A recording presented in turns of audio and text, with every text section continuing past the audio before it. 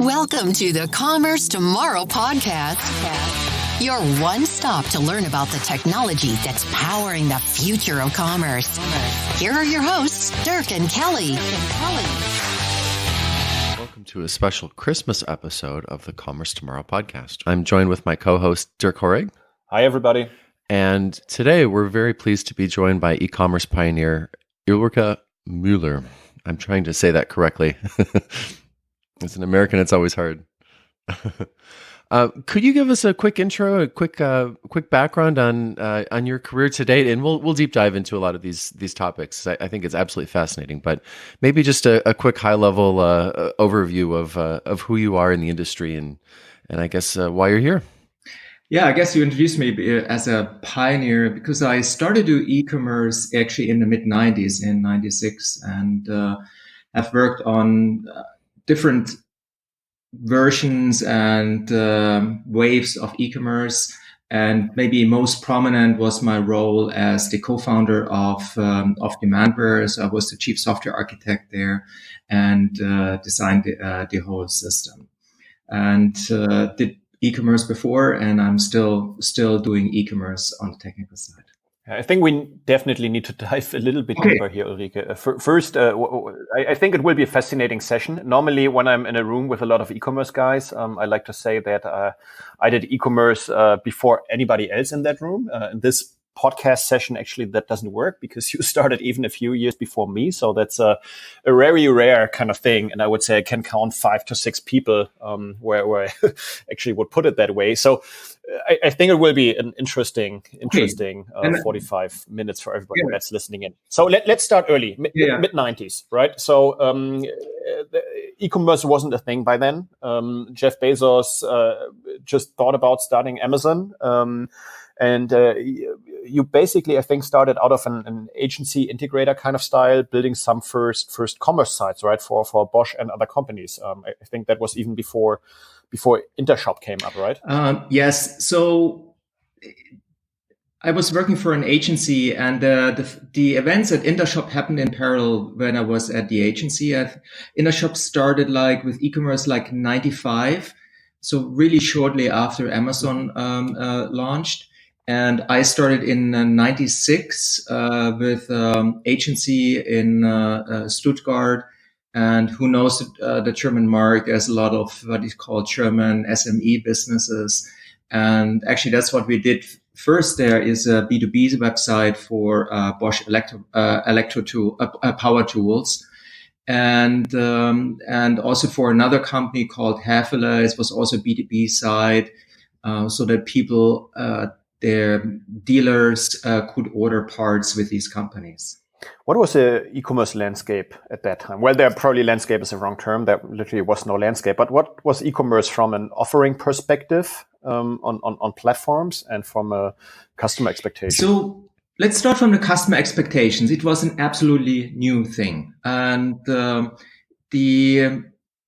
everyone we talked there who was absolutely on an innovative side. They were typically within the IT departments, the people who were most advanced thinking, and they saw an opportunity to cut process costs. And also other people saw that this is the new way where the consumers will be going. But this was really, really the very innovative people. And basically the only way they could realize it for their companies is by doing a custom development. There was no e-commerce platforms out there. So Intershop came up 96 as a package. I think in the US, it was Open Market was available. But beside that, there were no e-commerce platforms. They were all then popping up around 97, 98. That's when the first platforms were coming up.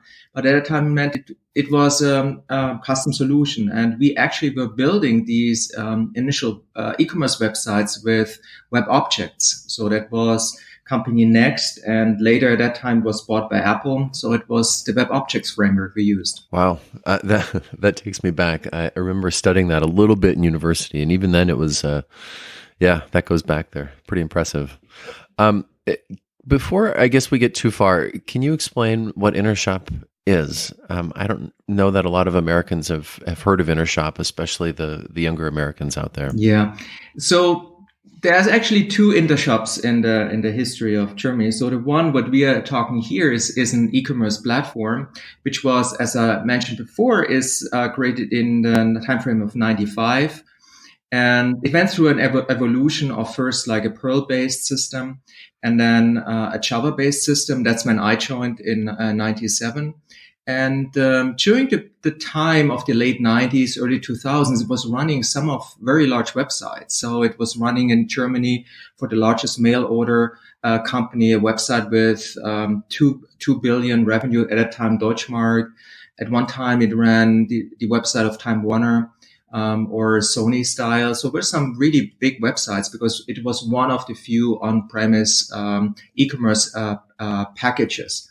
I think for everyone here in Germany and in Europe, there is a little twist around the word. The word Intershop was also the name for the stores where people in the communistic East Germany could buy goods, Western goods, with hard currency. And so everyone who grew up in East Germany also knew the word Intershop for these special stores where you could buy these things from the West. And Intershop was headquartered in the former East of Germany. So there's also a twist about these names, which also was always a great story to tell. And there was a lot of buzz around it in the press because of this connection. That's fascinating. I even know a funny side story to that, just to mention. So, because Intershop had this great skyscraper in Jena and the letters at the tower. So, at a bigger scale now, Salesforce, for example, has it in San Francisco. But it's kind of impressive. And it's next to a grocery store, right? So, in Intershop in Eastern Germany, it was this supermarket chain. And still today, the executive parking spots, some are in front of the Intershop skyscraper for the Intershop technology company employees. But you find from time to time people that are shopping there using those because they say, yeah, but I'm going here at Intershop shopping. But they don't buy software at the tower. But yeah, long story short, it always still comes to that kind of confusion, which is kind of funny. That's really funny. Intershop was so successful in the commerce space. For 20 years, and there was a big IPO, and Intershop was the commerce platform for a long time. Do you think that's why there are so many German commerce startups? From Hybris to Commerce Tools to a few other vendors.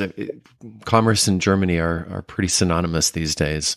Do you think it's because of Intershop and everybody had a model to look at, or is it just something in the blood of Germans, I guess?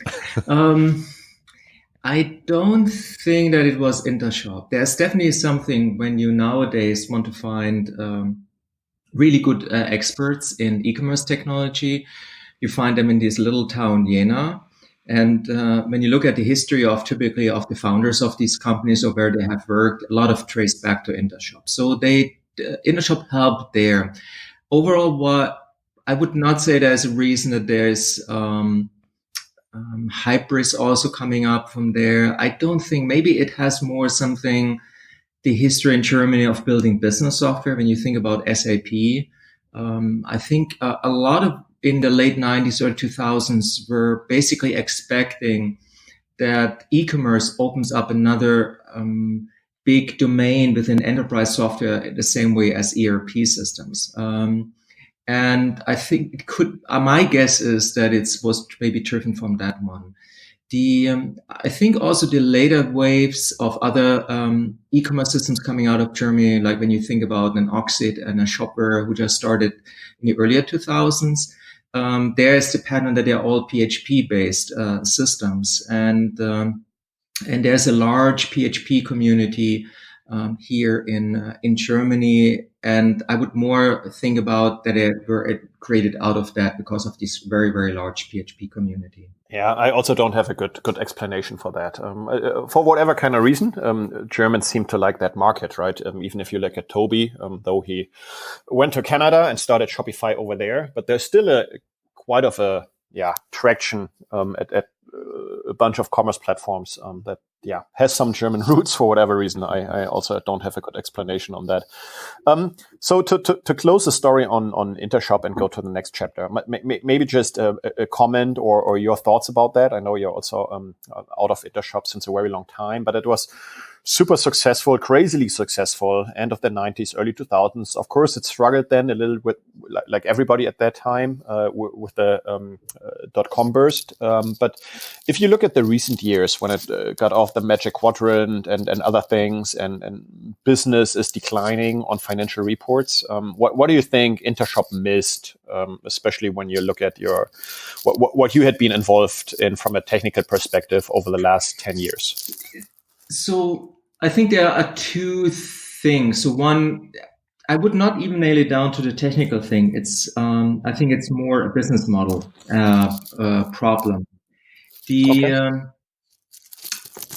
The company was selling on-premise models and still on-premise software, and still when I was there, the sales process was often in a way that the sale could only be made if the license for the software was massively discounted. So at the end, already in the early 2000s, the business model of Intershop of selling software was actually morphing into a professional services company. And I have not looked at financial statements, but my guess is still nowadays they make the most of the revenue from professional services, not from selling licenses. And a business which it's fundamental different business if you sell software licenses and make the majority of your revenue from software license, or you make the majority of your revenue from professional services. That happened already in the early 2000s. I would also say the management team was young, even so they were in San Francisco. They were a lot driven by German people who didn't understand fully that model, and that happened at the end. That basically Intershop became a professional services company with a little add-on of a software license. That's how I look at it. Yeah, absolutely. No, absolutely agree. I think it's you can either be excel at one, or you can excel in one thing, or excel in the other. But it's got two different companies that you then need to build with different KPIs, different measurements, and also different growth opportunities. But yeah, let's not spend too much time on the past. I hand over to Kelly. I think he wants to urgently jump into the next chapter here. Yeah. So going into the next wave of commerce platforms, you were co-founder of Demandware with the former Intershop CEO, right?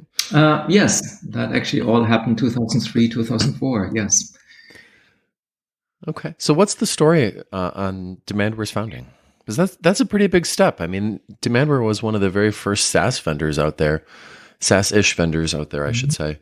That was pretty big. How did you come to co-founding it? So the story was I left Intershop in 2003, and as a coincidence, also Stefan kind of started his way out. It was not publicly communicated at that time. And I just learned when I actually met him, and we looked at and we talked about ideas, what to do next.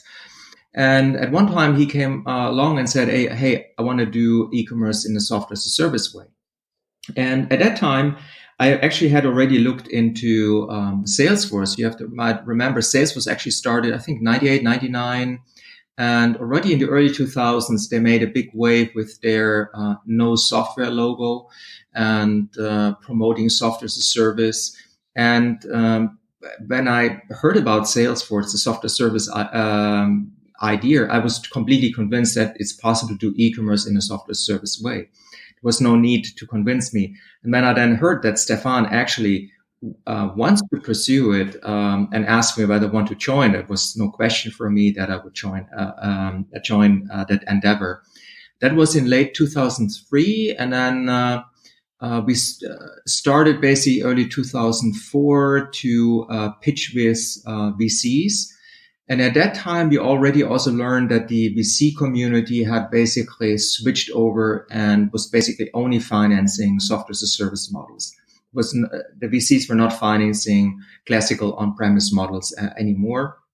And it took a little bit time, and then we finally had financing in August 2004. Tell us a little bit about the differences. So what all has changed, for example, from the times before? So where we were running an on-prem technology company, now a software as a service business. What are the key differentiators for everybody that probably is not that deep in commerce technology? So the obvious difference is that we had also at Demandware the whole aspects of operating the software. And beside the actual e-commerce package, we were actually building complete software that we can host and operate these e-commerce sites for our customers. So what actually Demandware offered, also you have to think about in 2004, that was a pre-Amazon Web Services time. So there was no cloud service where we could just host and run some software and send some containers. What we actually were building, we were building actually assembling hardware with plates and storage and switches, and we were co-locating that in data centers. And we built, and there was nothing like a Kubernetes or Docker or something like that. So we actually built software where we could automatically deploy, isolate customers from each other, set up virtual networks, all of these software. That's what we actually were creating. And we were able, we had management dashboards where we could just name in which data center around the world where we had hardware. Do we want to spin up a customer? We're pressing a button, and within 2 minutes, a new site, a new, we could say a cluster was lighting up. That is a fundamental piece of software which we developed. The changes on top in the actual e-commerce software were the core features was not so dramatically. We had to adjust a little bit for the US market, but the fundamental differences is the customization, where in Intershop times, we were basically delivering a Java enterprise system, and we basically told the customers, here's the Java API, work with the Java API and customize whatever you want. That's kind of the way how we did projects. And it was clearly a fundamental that an e-commerce site always needs customization, not only for showing some colorful templates and to implement the experience, but also business process customization. What is happening when an order is placed? How do you calculate prices and all these things what you want to customize? And it was clear to us that customization would not work. Hey, here's the Java APIs and we run the code for you. The fundamental thing was that we had to invent a new mechanism on how to do software customization so that we can operate the software, keep service level agreements, but also could run custom logic. And that was the fundamental thing what we said, that we actually used server-side JavaScript. And that decision was also made 2005, that time frame. It was even before there Node.js existed. JavaScript at that time was still seen as the ugly duckling. The Ajax term popped just up. So it was not that prominent as today. But we decided that's the language you want to use. We can control the execution. For example, if we know there's something wrong, we could kill the JavaScript. So just to keep the service level agreement up so that the core system is always running. That's what I would say was the fundamental change. So this customization model, what we had, and the whole operational software, which is the huge difference. The core system is what features you have from the catalog, the basket, the cart, and so on. It's not much different to an Intershop system. And just take us back to those days, because you were employee number 2, right? As a co-founder. Demandware ultimately was a multi-thousand person company that was sold to Salesforce for, what was it, $2.8 billion? What was it like back then growing the company so quickly? And, I guess just take us back to those days. So in hindsight, it feels quick, but it was a longer journey. So just for the numbers, so we were 5 people who founded the company. So I'm basically counting everyone who committed before we had funding. So we were 5. And basically, I started making phone calls with customers out of Starbucks because we didn't have an office. And we were growing the IPO in 2012. We were like 180 people. So that was a time frame of 8 years. So we grew to 180 in 8 years. And when I left in 2013, we were 280 people. So this end peak of like 1,000 people, I never actually was at Demandware at that time. But it's quite a ride, and the company always has to go through steps of evolution. I usually say there's a point up when you're like more than 20 people. That's when you have to think about more formal communication. You cannot just rely on water cooler. When you grow beyond 70 people, you have to also like introducing new people. You have to do more harder effort also to remember names. And when you cross like 150, you basically have to accept that you don't know everyone's name really off the beat. And so that was evolution. Yeah, I walk into the Commerce Tools office all the time, and I look all over the place, and there are all sorts of new people whose names I don't know. It's a very odd feeling. And typically, people can have what is said like good social relationship with 100, 150 people, and when you cross that point, you have to accept it that it's that way. It's also we started initially in the US. So the company was headquartered in Boston and was the only office for like the first 3 years. And then we actually opened in Jena, so the town where actually also Intershop was located. We opened a little German office. So that was a step, and we were distributed. We had to think about how to do the communication distributed. That was also, it was every time a challenge, and we have to adapt to new ways of like, especially like communicating how you make decisions. And that was a continuous process, and to evolve the company in that way. And when you joined Demandware, right, when you co-founded it,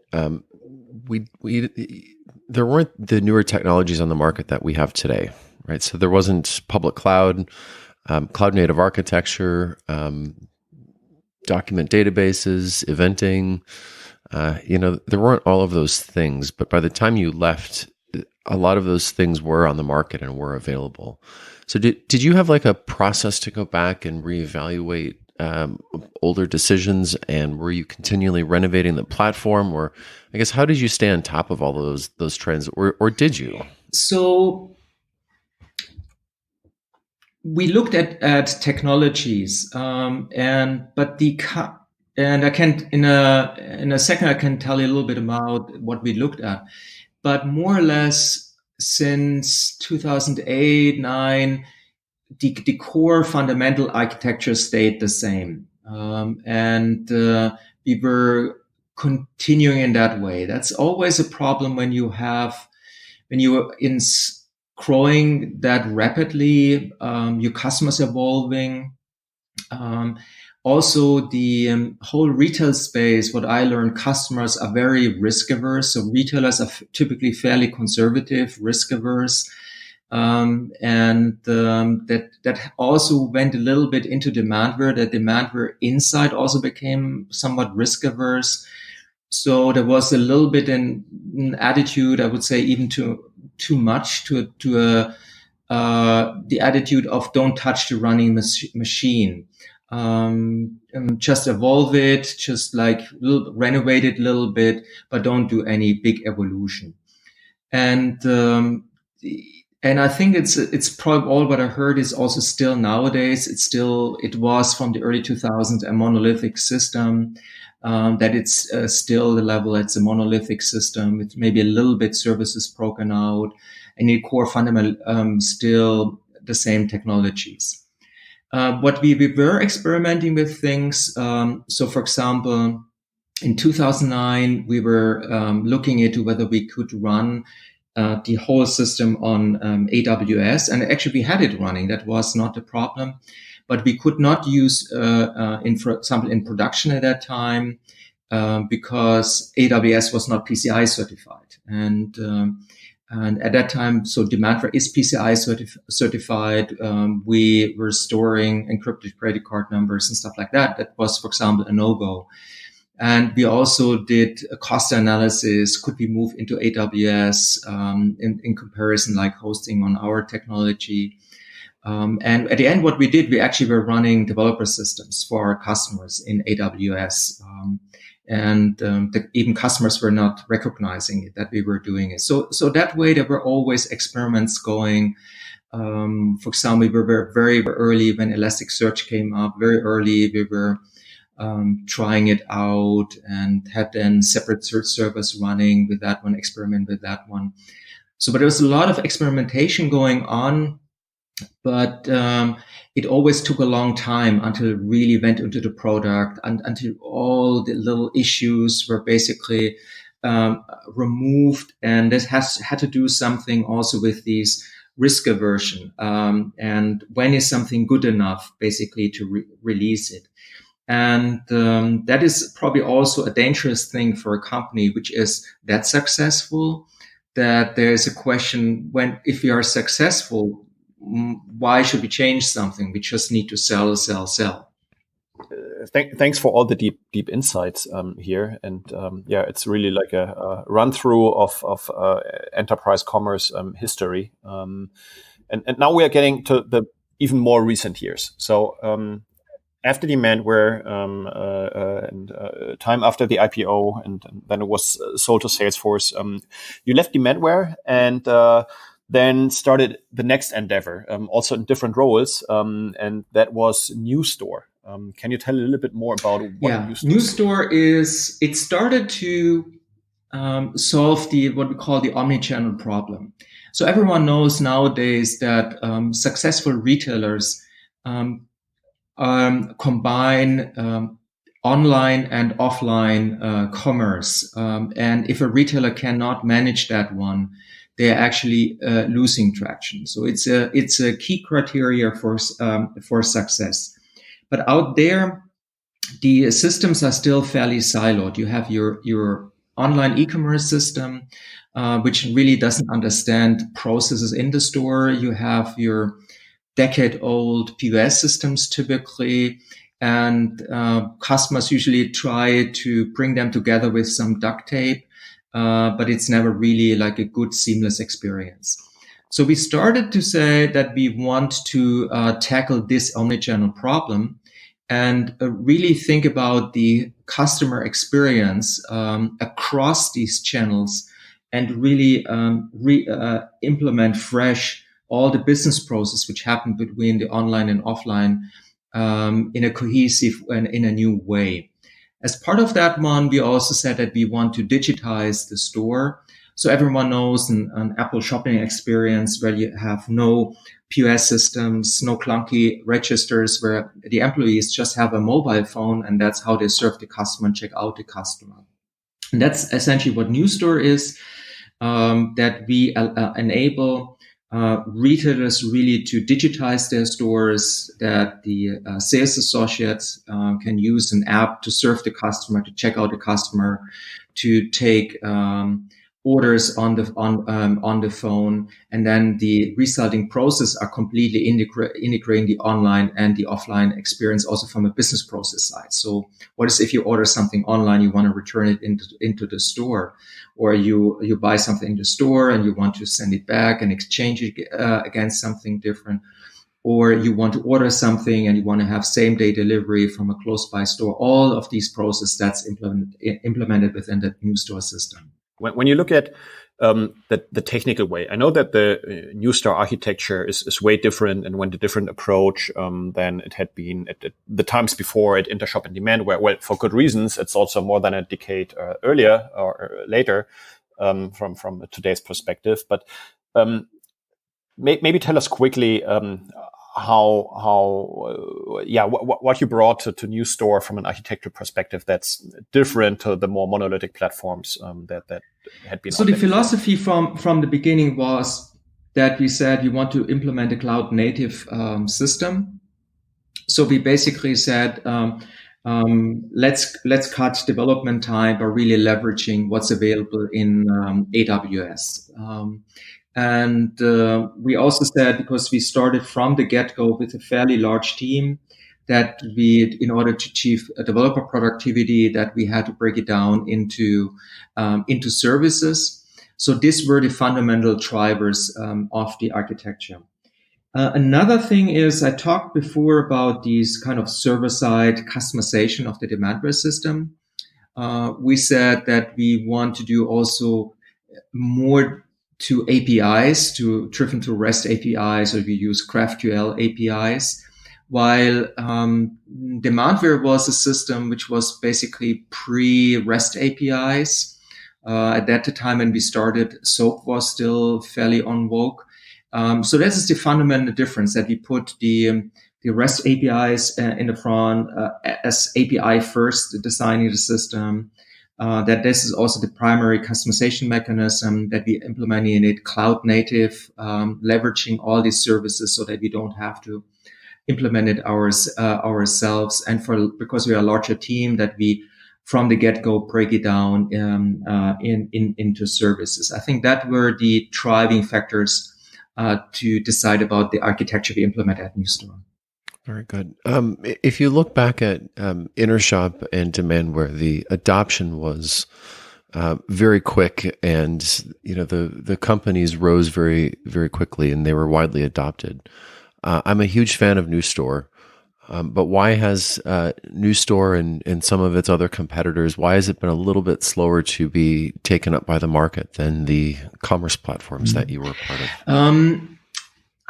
When you look carefully, I don't think it's actually that different. The Demandware, what I think it's known in the industry, that the Demandware technology is actually based on the Intershop code base. So when we started, we had a functioning e-commerce system, and this saved us definitely at least like 2 years of development time. So when you add this to the time when Demandware started, and until when it started 2004, the funding, and until it was really getting some traction was 2007, 2008. So that's already nearly 3 years, 4 years. Add to that 2 years development time, which we saved. You're also up to 4 or 5 years until it really got the traction. And the Intershop system, the NewStore system, it's a complete new development. And when you look at the components and compare it to what's in the market, it's basically an order management system where all the core processes are implemented, and it's a POS and clienteling system. This is quite an endeavor to develop that one, and we in NewStore got some fairly good well-known customers already now in the US. So most prominent is Decathlon, which they run theirs, which is actually only probably known in Europe, like the largest sporting goods retailer. They do a re-entry in the US market. In San Francisco, they have now stores with 40 sales associates, no cash register. So there are some early adopters now who are pretty successful with NewStore. So it looks a little bit slower, but it's actually, when you carefully compare it, it's not slower. The difference is that at NewStore, we actually started with a lot of buzz basically when the company was started, we created a lot of buzz, which we didn't do at NewStore, at Demandware. Yeah, and the expectations don't get lower, right? So after Intershop, big IPO, Demandware, big IPO, it is always so that you raise the bar. And well, to a fair point, building and establishing an enterprise software company in average, I think this is what every VC, PE, and entrepreneur who's in that has seen. takes 10 years, right? If you there might be an exception that's shorter. There are definitely exceptions that need longer, but it's also our experience. If we want to establish long-term, a growing, solid enterprise software company, it takes time, right? Even if Kubernetes and cloud functions and all these services now exist, and we don't have to build the hardware anymore, it's still a market that we all need to endeavor. So excited to see what's next for NewStore. Maybe one last question to NewStore before we now go to the present. You had been acting in two different roles there, CTO and CPO, right? How was the difference, and what did you like for more? this one, I have to explain that I was actually on the stepping over into product management role. I was both at Intershop. I nearly did it already. At Demandware, I was actually running product management for a year. That was during the financial crisis when we had to reduce a little bit personnel. I was jumping it and was running it for a year. So I was always on the edge, moving over to product management. And it's also, people have different definitions of what a CTO is. And for me, the definition is someone who thinks about the technology strategy and aligns also technology with business, evangelizes about the technology. And that's my definition of the CTO. And in that role, you could some way also see that actually a CTO is a very strong technical product manager and someone who also is an evangelist to the outside, also within the company around these technical decisions.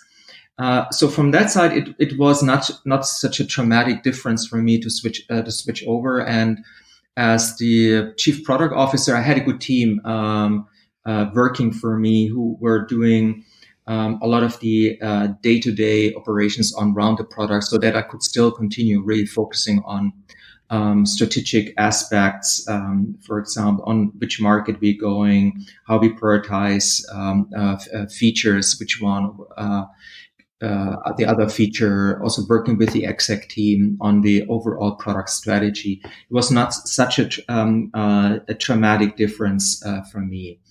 My guess is what I would prefer in the future. I'm still torn apart. And it would depend on actually on the company, how technical the core product is. Based on that one, I would decide if becoming a chief product officer or a CTO. Very interesting. I'm a little biased here, but I love my CPO role. Absolutely love it. I wish there were more CPOs out there. It's still not a very common function, but good of you to have served in that role. You're now on the board of Frontastic, and again, another German company, and seen their product and know those folks, and pretty cool stuff. Could you tell us a little bit more about what that is and the space that they're in and what the product does? Yes. So what we see as a trend in Clay Commerce Tool also is at the center of this trend of headless systems. And you find it with headless e-commerce platforms like Commerce Tools, headless CMS system, where you have like Contentful, Content Stack, but also in other areas like Stripe or something still, but just as a service, Algolia in the search area. So this is clearly an industry trend, and I think it's a fantastic way, really, to then build consumer experiences out of these base technologies and really build a unique experience for your customers. But then the question, when you have all these headless services, where does the front end come from? And there are fantastic frameworks like React or Vue. It's still quite an endeavor to build all the layers to connect to the back end systems. You need then on the server something which mixes the data. You need maybe CDNs, then you need some kind of front end management, it's quite a project. And that is actually where Frontastic now wants to solve a problem of what they define as a category of front-end as a service, where they basically productize the core aspects of adding a user interface to a headless system, so that they have the data connectors and all the base plumbing to bring the data into the browser. And on top of it, they added a tool so that also business user can directly manipulate also now the experience, the website. I think that is also a problem, what I see with the headless when companies build their front end completely with an agency or an IT department. That nowadays, how can you work in an agile way to, in a quick turnaround, change the experience, run A/B tests? You have to find a way how this can be done without going to the agency, without going to the IT department. And it should be ideally possible that a marketing team can directly make changes, or that they work with a just like UI developer and quickly make some changes. And I think that is also what Frontastic with their approach will help to basically have their shorter cycles to quicker make experience changes. Yeah, it's Frontastic, a great company. We know them pretty well. So disclaimer to the listeners, is they're a partner of ours with a lot of joint customers. So it's great that you are on board there and supporting them on their next phase of growth. And that brings me to my next question. If we now look back for the last 40 minutes where we talked about your whole career path, there's one common pattern there. You had been at fast scaling tech companies and supported them from a technical perspective, from market perspective, getting through that phase of hyper growth. What are some of those lessons that you can share with everybody that you have learned and that might be valuable for others as well? So I think the most important lesson is focus.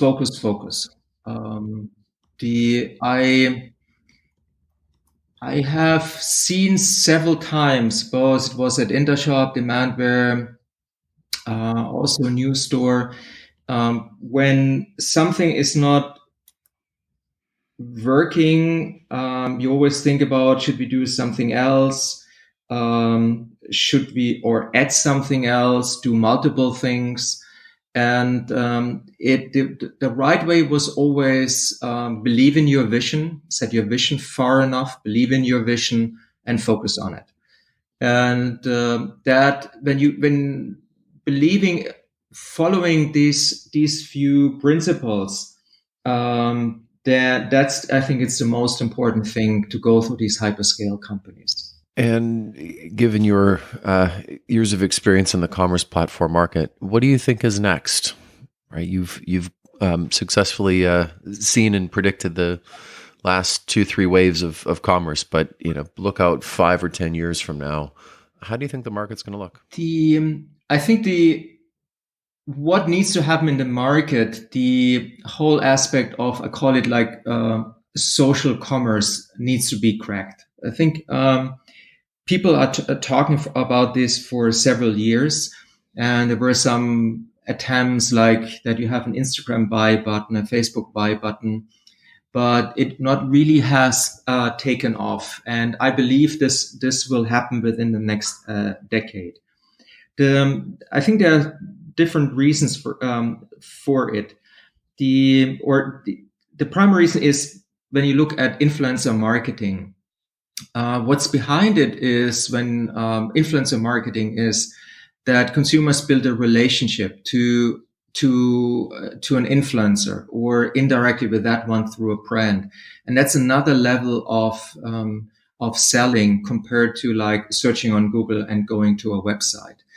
And for me, it's just a question of time until someone cracks that, and a significant portion of online revenue will go through social channels. You can see it today already in the statistics when you look at how much marketing spend is now already going into platforms like an Instagram. Also, when you look at the conversion funnels, even a little bit, what is actually happening in revenue in that channels, when you look at the conversion funnels, they are better. And I think there will be a shift. And I always ask people to think about how would the e-commerce platform space look like if you do commerce and there is no Google search, no SEO, and no homepage with a 4x3 grid. So what is then e-commerce look like? And I think that is the way to think about the next decade. Provide e-commerce and the tools, the platforms for such a world where there is no Google search, no SEO, and no 4x3 grid on the homepage. Yeah, it's further taking commerce and integrating it with our everyday lives. I think that's a trend we're seeing as well. So very good. Well, thank you for taking the time to speak with us today. Very much appreciate it. And always looking forward to what you're working on next. Thank you so much for the opportunity. It was great talking to you. Thanks for being with us, Ulrike, and thanks everybody to listening to this episode.